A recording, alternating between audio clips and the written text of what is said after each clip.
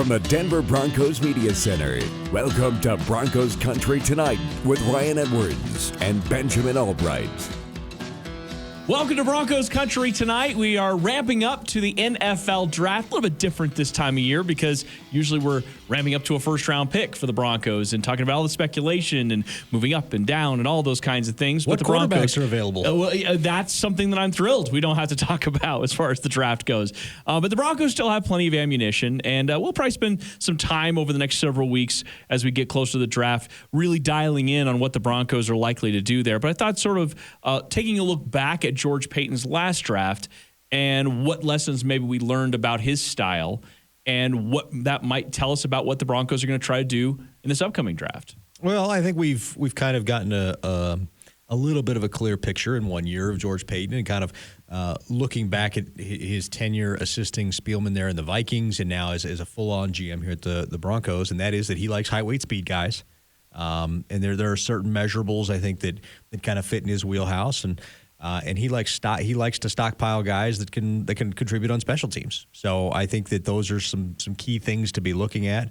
We know they're going to take a tight end. We know they're going to take a running back in this draft. We know they're going to take another corner. They're probably going to take a couple of edge rushers and maybe a tackle. So we can kind of start to get an eyeball. We got a list going of like there are 30 in terms of the visits, and it kind of gives us a little bit of more insight into what they value, what they want to get another look at, things like that, and go from there. And so, I think that the main thing to look at is the size, speed guys. That really is something that he values. Yeah, we talked about relative athletic score and how that really factors into a lot of what George Paton looks at with these guys. And they are bringing a lot of interior offensive linemen. That's one thing that you just sort of have to keep in mind a little bit as they bring in these guys to get a second look in their top 30 visits. It doesn't necessarily mean there's a heavier lean to those guys. They just want to get a little bit more information. Maybe there's somebody they're leaning towards, or maybe they're just somebody that they just don't have a complete profile on. Well, there's that, and it's also telling that there's going to be competition at the center position. They don't believe it's been strong enough, and there's definitely going to push Lloyd Cushenberry with either Graham Glasgow, Quinn Meinerz, or a draft pick. So there's definitely going to be some competition there to try to upgrade the output that they're getting out of the center position, whether that's a leap forward in Lloyd or whether that is one of these other guys. So, again, going back to the philosophy here, and this was something that I remember last year doing this exact same exercise, more centered around what the Minnesota Vikings had done, of course, with Rick Spielman up there. And he's no longer with Minnesota, but some of those things actually still were right around what we thought with George Paton, with the barbell approach. You talked about that, having several picks up front, a lot of picks in the back end. He was a guy that was very active. The Broncos was very active on day 2, specifically the draft, trading up for Javonte Williams, trading back a couple of times to get draft picks in order to be able to grab both Quinn Meinerz and Baron Browning. So not just the type of players, but even just the philosophy there. You talked about the athletic guys. There's certainly the special teams factor. I think we also have to sort of factor in what do you need in this draft class to help you compete right now, and what can be an investment pick for the following years. Because, again, on day 2, most of the time you're drafting for depth. Most of the time you're drafting for guys that you need to be starters by next year, but they do have a couple of needs, really. Yeah, they do, and we've talked about... Not desperate, but needs. Yeah, we've talked about the depth and building the bottom of the roster, but you look at the tackle position, there's some question marks and some uncertainty. You've got bodies, but there's a lot of question marks and uncertainty. Edge rusher is perilously thin. You're going to need to restock that cupboard. You need another corner or two. You need another running back. It's not anything where I have to have that, but it's things where you're saying if something goes wrong, I need to have insurance on that. That's a lot better place to be than going into the draft saying, I need this. So I think the priority is making sure you get a couple of bodies, that edge rush, third running back. I think those are kind of the priorities. You're going to get a tight end in there somewhere. You're going to do that.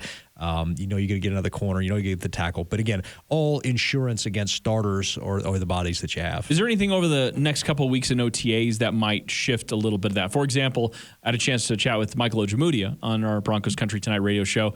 And you can find that, by the way, broncoscountrytonight.com. And he's a guy that is going to get a chance, a little bit of a clean slate with the new coaching staff. He's healthy, ready to go, and a guy that I think the Broncos, at least last year, were sort of counting on to be CB4, or at least to be in that conversation.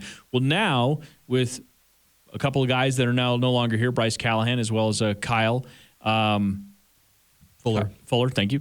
Kyle Fuller, Bryce Callahan no longer here. Well, he might be counted on as like CB3, CB4, depending on, again, with K'Wan Williams. So Michael Ojemudia, if he looks good and the coaching staff really likes him, maybe that lowers the need to go into the draft and say we have to spend one of our premium picks on a cornerback.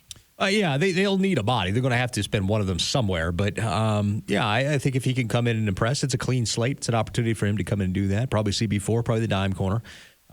He's got an advantage in that he's got some physicality and some size, play on the outside for all that kind of stuff. But, yeah, the cornerback room without Kyle is emptier instead of fuller. That's what I did there. I shouldn't have laughed so hard at that. It was terrible. You're encouraging me. But I think that they do. They're definitely in the NFL. You cannot have too many corners. You just can't. And so when in this draft, they're going to get one. Even if they sign Bryce Callahan between now and the draft, they'll still go get another corner. They drafted one last year, Kerry Vincent. And then they ended up flipping him for a better pick to the Eagles. That's what that Jonathan Gannon and George Paton relationship will do for you. But I think that overall you can't have too many. So people are saying they don't need another corner. I'm just going to tell you they're going to get one. So this is an impossible question I'm going to ask you. Okay, it's an impossible question. Acknowledge that part. But I'd love to know what you think would be the celebrated ideal NFL draft for the Broncos. They come out of this draft with a handful of players because you're understanding that you never can make everybody happy, right? Last year, for example, there were people giving the Broncos draft an F as a result of not taking a quarterback, right? I mean, that happened. Not taking Justin Fields, yeah. So revisionist grades on that are you're not going to make everybody happy. But let's say as close to that as possible. What does that look like? The Broncos picking at 64.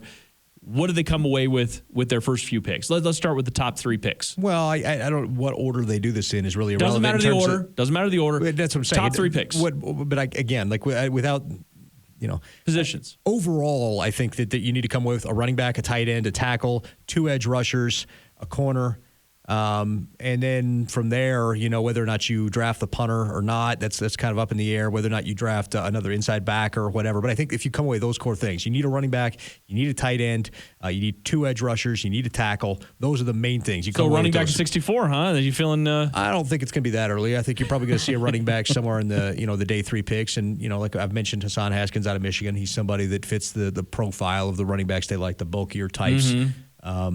They can break the tackles. So you like big backs? I cannot lie. So I think that. But if it's one of those things, like if they take one of the was perceived as a top end edge rusher or a top end offensive tackle, or a top end, and you get a name. You know how it is, though. That's the thing in free agency. Everybody wants names, and they don't realize that the DJ Jones is actually probably better for you than getting Bobby Wagner. Bobby Wagner's a bigger name, but DJ Jones provides something that you need. And that's 100%. And that's something that overall, I think with this draft, it may not be the names, but the fans are going to fall in love. Everybody gets the best draft class. Just ask the fans. Everybody got all the players they wanted. The fans over the moon. We got even better than we planned. That's what happens after every draft. Can't wait for it this year. Yeah. Another A+ draft. Another best draft ever. How many? 30 straight years? 30 straight years. It's incredible. Yeah.